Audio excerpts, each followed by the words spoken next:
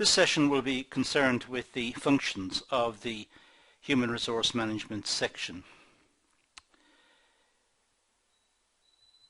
The Human Resource Management function deals with the management and welfare of employees in their place of work.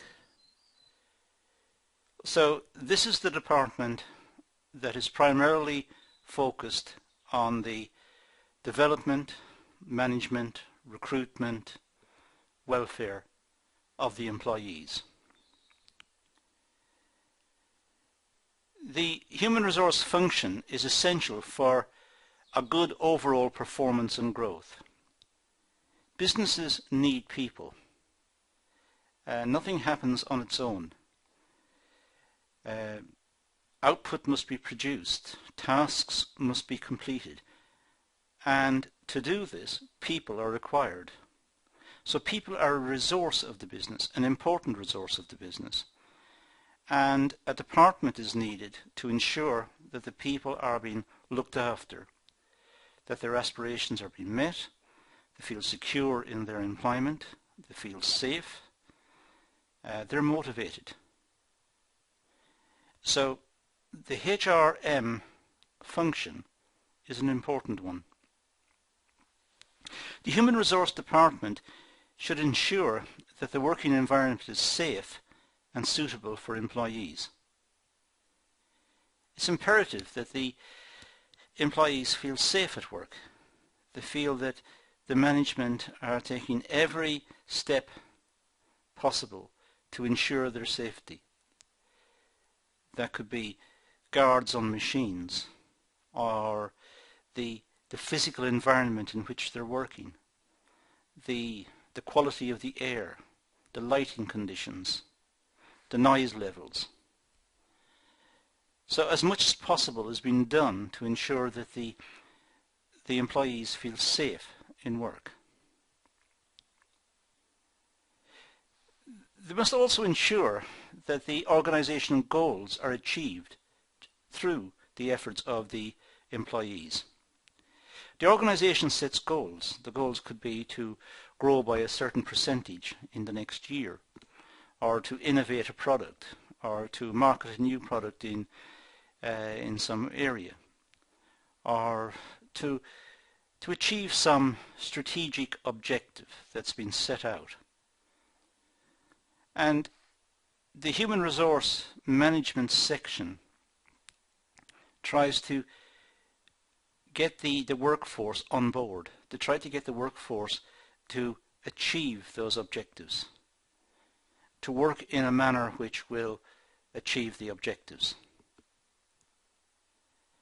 So it's the function of the HR section to motivate and look after the employees, but motivate them to achieve the goals of the organization.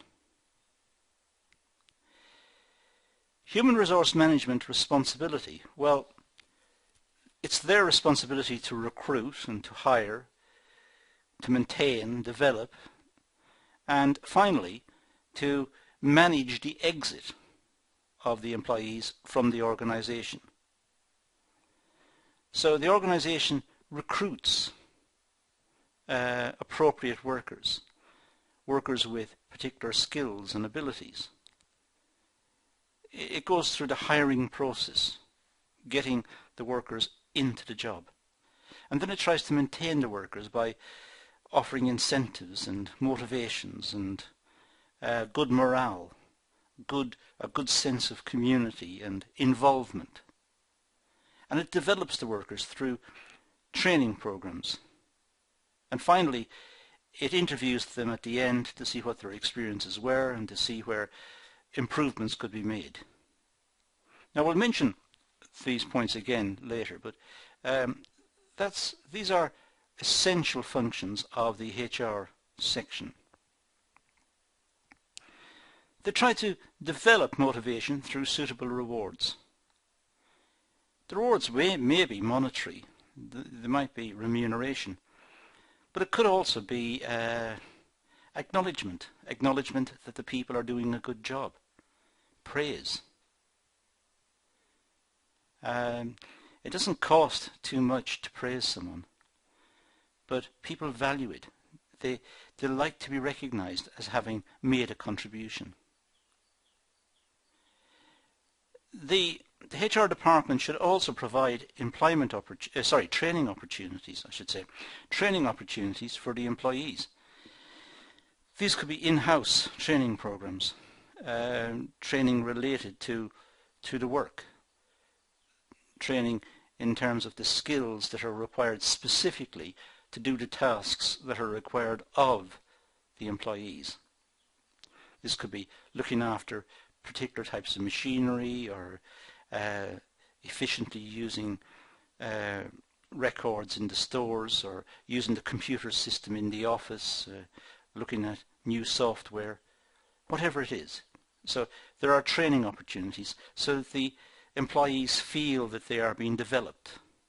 But it could also be looking for more generic skills and looking outside the organisation for courses being offered at local colleges, for example, to see if they are suitable for the employees also, and promoting these courses within the employee population of the business. It's important to maintain the morale of the business. People are people. People like to have a pleasant life. Pleasant in the sense that they enjoy what they're doing.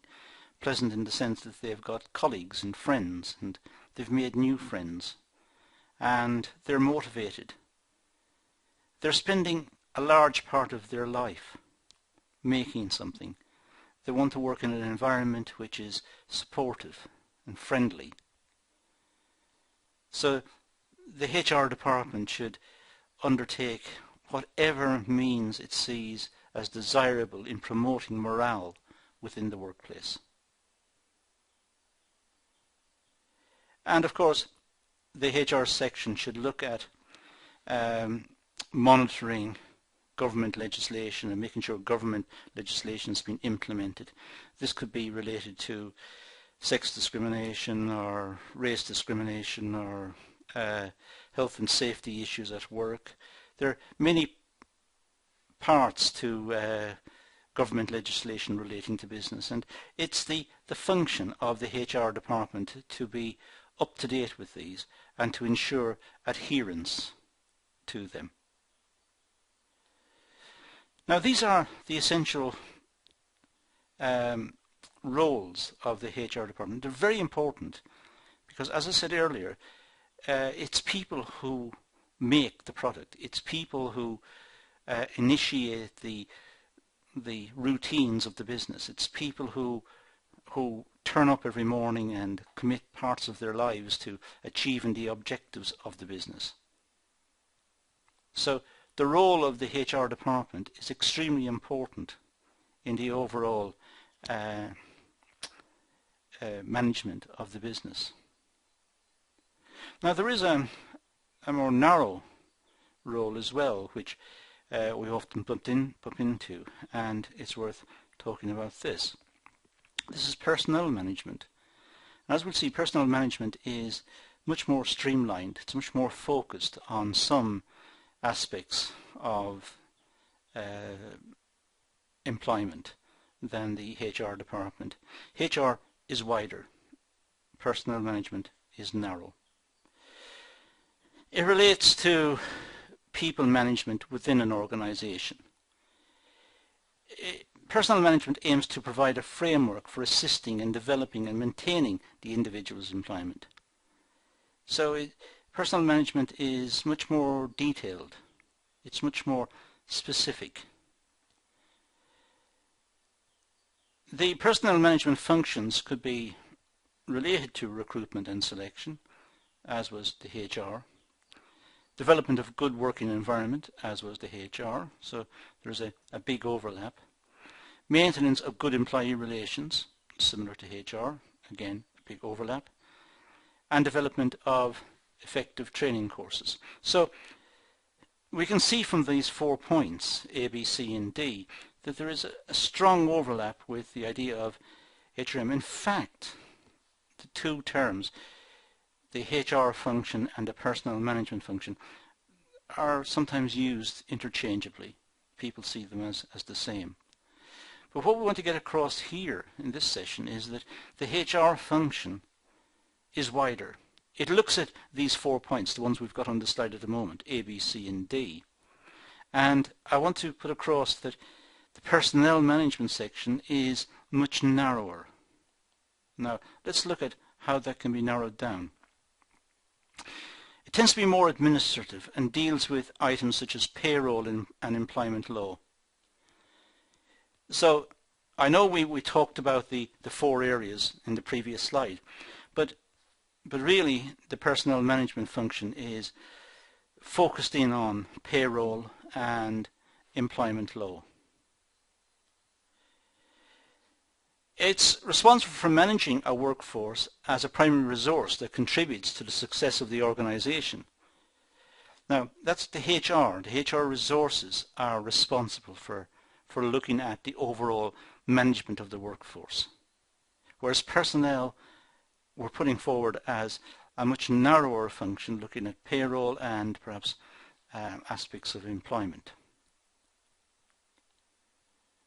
So the HR function is described as much broader in scope than personnel management. It's much wider. A primary goal of human resources is to enable employees to work to the maximum level of efficiency.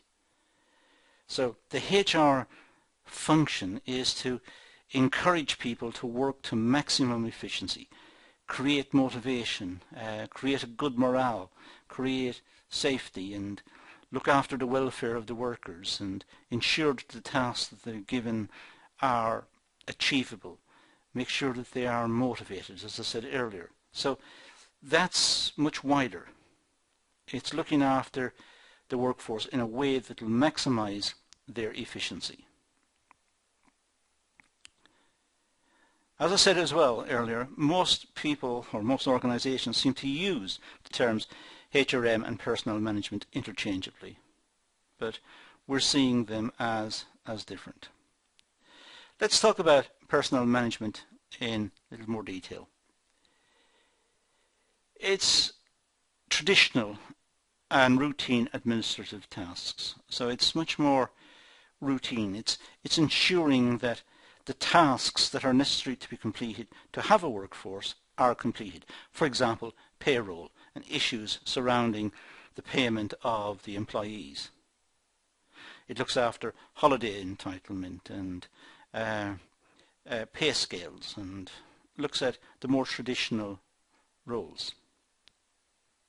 So it looks at payroll and parts of employment law that are relevant. There's no doubt that employee motivation is partially dependent on rewards, such as pay and bonuses and compensation packages. So that's important. The HR role, as I said, was much wider. HR would look at motivation and communications with the workers and dealing with issues such as safety and the environment in which the workers are employed and training schemes and so on, development issues. So the HR people are looking at motivation in a wider context. And sometimes people are just simply motivated by being praised. We like to be recognized for what we've done well. So it's not necessarily all about money.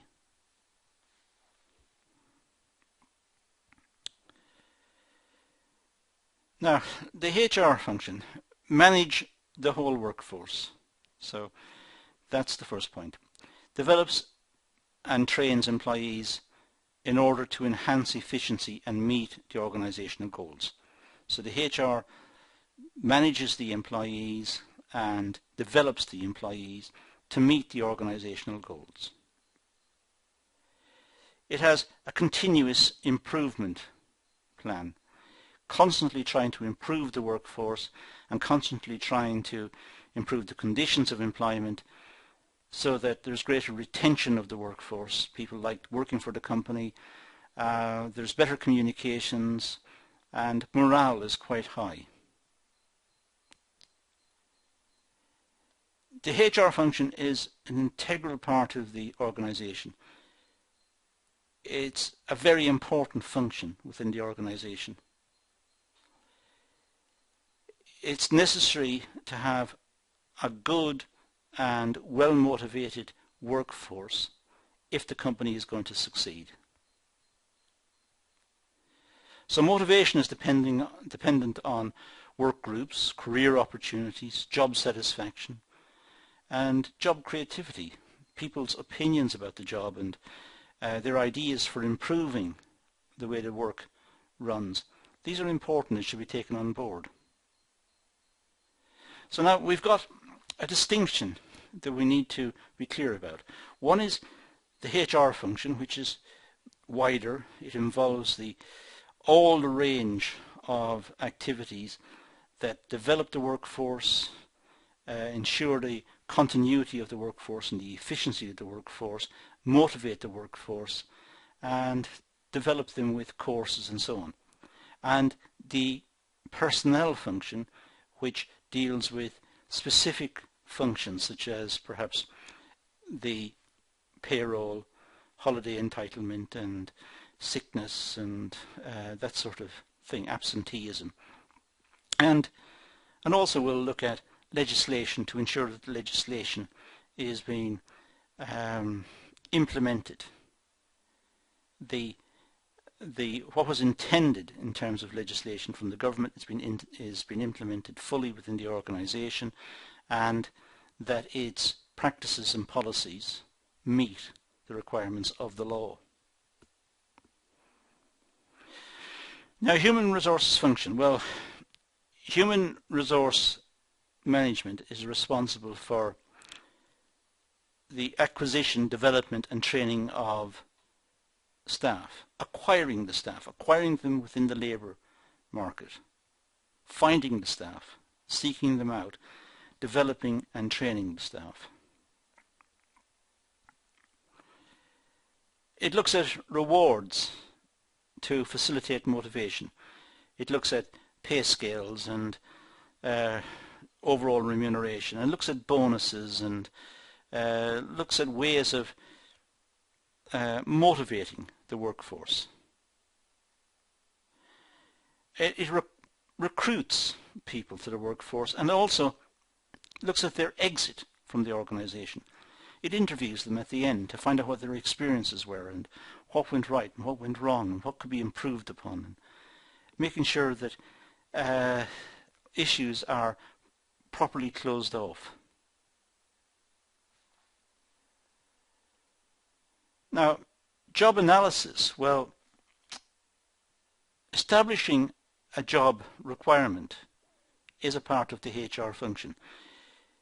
It's finding out what the job will entail, the tasks, the responsibilities, the skills, the experiences and the qualifications that are necessary to meet the job requirements. So it's the HR function to itemize what is required. So, development of a job description.